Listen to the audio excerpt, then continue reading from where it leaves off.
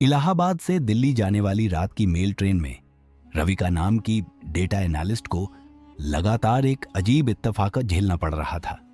हर बार उसे वही seat confirm होती।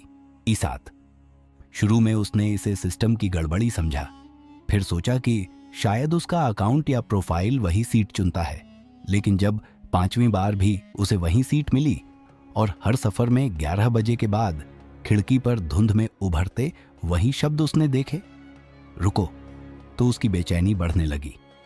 पैटर्न ढूंढना उसका पेशा था, सो उसने टिकट बुकिंग के लॉग, पीएनआर हिस्ट्री और यहां तक कि कोच अटेंडेंटों की ड्यूटी चिट तक खंगाल डाली। लेकिन ई7 के पीछे कोई इंसानी चाल नहीं दिखी, जैसे यह सीट खुद किसी स्मृति की गिरफ्त में थी। छठे सफर की रात बारिश हो रही थी। डिब्बे के जोड़ से सीलन की तीखी गंध आ रही थी।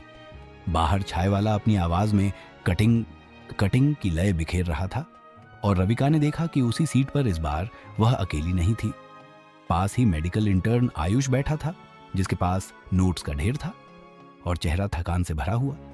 वह बोला, कम लिखता ज्यादा। बातचीत में उसने अनजाने में कहा, इस कोच में रात 2:17 पर ब्रेक्स एक बार पल्स की तरह दबते हैं। ये लाइन का अलाइनमेंट है। रविका मुस्कुरा दी और बोली, या यादों की पकड़। और फिर उसे ई7 का रहस्य बताया।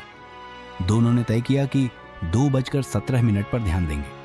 और जैसे ही घड़ी उस वक्त पर पहुंची, सचमुच डिब्बा एक झटका खाकर हिला और खिड़की पर भाप की परत में उभरा वही शब्द, रुको। तभी सामने वाली लोअर बर्थ पर बैठे बूढ़े ने करवट बदली।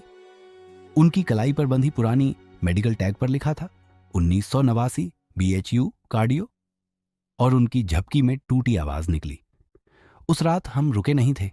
ट्रेन भागती रही और वह चली गई। रविका सिहर उठी। सुबह तक बूढ़ा बनारस स्टेशन उतर गया, पर उनका वाक्य रविका के कानों में गूंजता रहा। अगले हफ्ते उसने रेलवे आर्काइव में 1989 की दुर्घटनाओं की रिपोर्टें खंगाली और एक केस सामने आया।